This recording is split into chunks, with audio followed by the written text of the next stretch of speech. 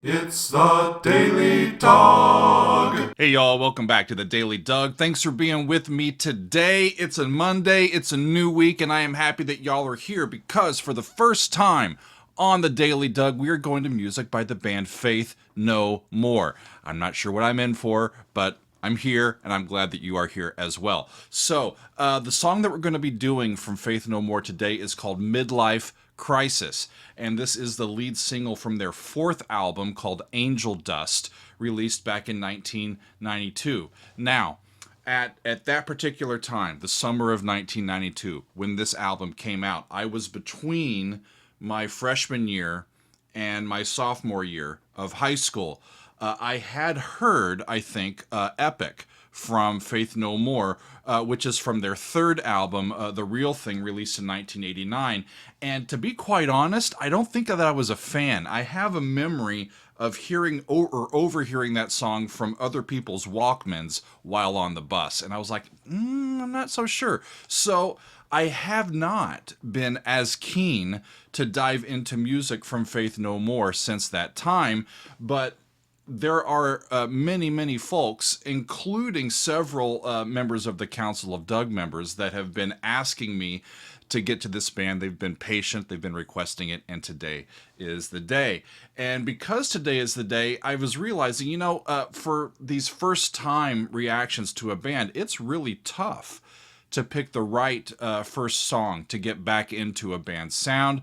And our community has gone round and round on that for weeks. But in the end, I'm going with Midlife Crisis today, and I'm pretty sure we'll get into more of their tunes in the future. So the album that Midlife Crisis is from, Angel Dust, is their best-selling album, continues to be. And it's the first of their albums where vocalist Mike Patton was an integral part of the songwriting process, and he wrote the lyrics to this particular song. So I went into it thinking, okay, it's about a midlife crisis. I did not realize how old the song was. It's all the way back in 1992. So he was not talking about his own midlife crisis. He was too young. It's not so much about a midlife crisis in the most often understood sense. Apparently, it was about Madonna and of her persona during that time period. I have a quote from Mike Patton during that time. He says, "I think it was a particular time where I was being bombarded with her," meaning Madonna's, image on TV and in magazines, and her whole shtick kind of speaks to me in that way, like she's going through some sort of problem, and it seems like she's getting a bit desperate, and he wasn't trusting that, and so he writes this song about a midlife crisis, or about a crisis in general. And so I'm curious to see what it sounds like and to dive into it a little bit more. We've got Mike Patton on vocals. Jim Martin is on, I've got those on backwards. Jim Martin is on the guitar. Billy Gould is on the bass. Roddy Botham is on the keyboards. And Mike Borden is on the drums. So I'm going to be looking at the original, the longer version of the song. It was shortened for, I think, the video and for a single edit. But I'm going with the original album version, which is a bit longer. And it goes like this. Here we go. Drums.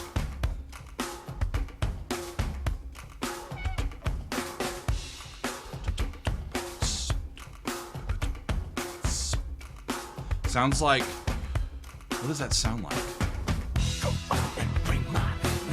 Now it sounds like Michael Jackson.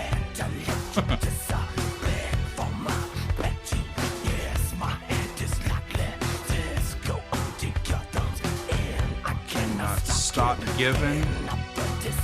Okay. That's a long time E in the bass.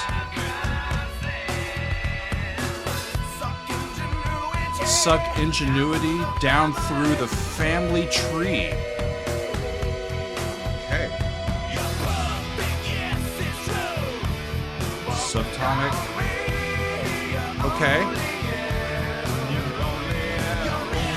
That's the one. Flat 7. Major 4, I think.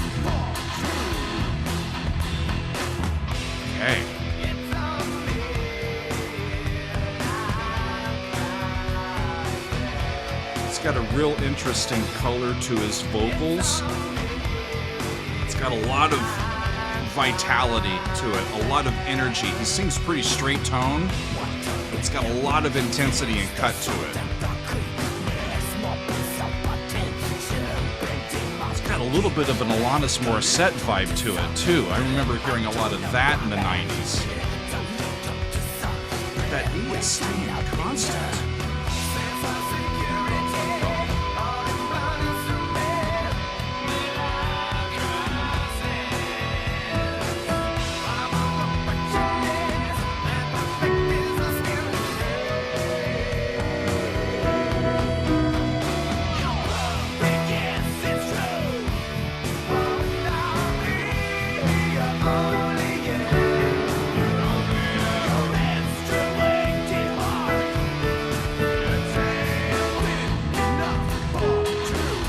If it's minor or major. Sometimes it is and sometimes it isn't, it seems like.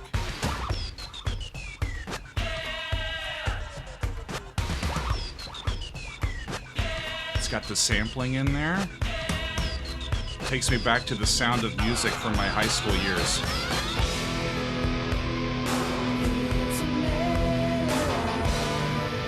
Okay, major 1 to flat 3. There's a chromatic third.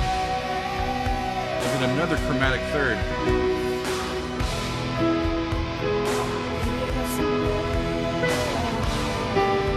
Yeah, major 1, flat 3 to 5.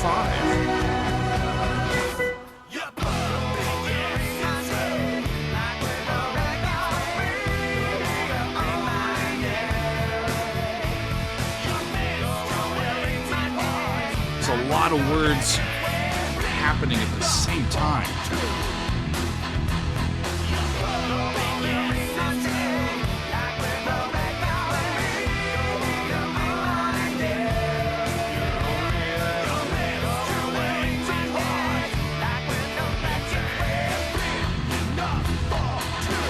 It's not bleeding. Your menstruating heart, it ain't bleeding enough for 2, is what he's saying there. In that whole last chorus, it's like they've got 2 competing entire portions of text happening at the same time, and that's going to fade out. Straight ahead rock and roll song, y'all. It's in E, and there's a lot of it is going down from E to that D major chord, and then they were using an A major chord, which has a C sharp in it a lot of time.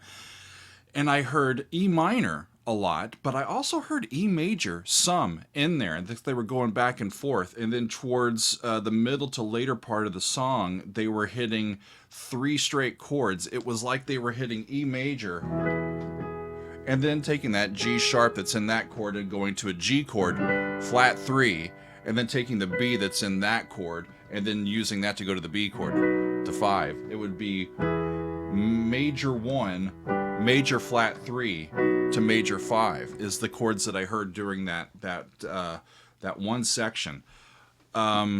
Great tune. I need to dig in a little bit more to see if I can figure out what exactly he's talking about in through here, because the way, at least that I heard it through this particular version, I could have had the vocals actually mixed a little higher in the mix to understand a little bit more of all of the text that's going on in through here. So he was only in his mid-20s as this album was being written and recorded. And of course, he couldn't have an insight into what it might feel like to be transitioning into middle age, adjusting your expectations about your own future, coming to terms with your own past. He couldn't know about that stuff yet. I think not with any credibility, but instead, I think he's writing about a different kind of crisis that I think we all can have some empathy towards. It's a crisis of authenticity. It's a crisis of credibility, especially as someone in the public eye from Mike's point of view here. He has said that this song is more about creating false emotion, being emotional in that state, and then dwelling on your emotions in a sense, inventing them. And that's pretty intense to think about, right? In a way, to falsely maintain one's credibility or social standing, where we get to see through the cracks. We can see through the cracks when we see games like that being played. Again, he's talking about Madonna back in the day, and she's got this larger than life persona, and I think he sees her trying to maintain the level of that, and he sees through some of it, and that's what he's talking about. We notice the consumerism, maybe, in a little bit of that ploy to make yourself into something that you're obviously not. And if I take anything away from it, like what can I learn from this? That's a lot of times what I end up doing here at the end of these videos is, okay, I've heard it. It's a nice song. I'm interested in their art, but what's the message for me? And so if I was to go so far into this, I think as we attempt to define ourselves and then redefine ourselves, and then redefine ourselves again as we go through life. Maybe the takeaway is to always prioritize being true to ourselves, to being who we truly are when we do make these overhauls to our persona. There might be some difficulty, and there will be difficulty in the transitions as we go through different portions of our life, but we won't lose our own self-respect, and we won't lose the self-respect and credibility of others if they can see, Doug's just doing his thing. He's trying his best, and you'll get forgiveness and leeway in that. But if people think that you're playing games with them and that you're creating situations out of whole cloth to then play a victim or say, woe is me, or look how great I am, like they're like, that doesn't seem true to me. And in a sense, the lyrics that he was including here, your menstruating heart, it ain't bleeding enough for two. The menstruating word in that has, when I read in, just kind of blew out my perspective because it has a specific meaning, right? But as I heard it, I think he's talking about you're making up something and I'm not buying it. Your menstruating heart, it ain't bleeding enough for two. I don't believe what you're passing off as real. So go be real and let's hit it together. Let's go forward. Whenever I dive into these songs that I may have not heard before, I may have not given a lot of time to before, I almost always find redeeming value in the art. This was put out in 1992. It's been 30 years since this song was put out. Once you dive into it, I think it holds up. It's a great tune. It's well sung, it's well performed, and it's got a really interesting message that I think is timeless.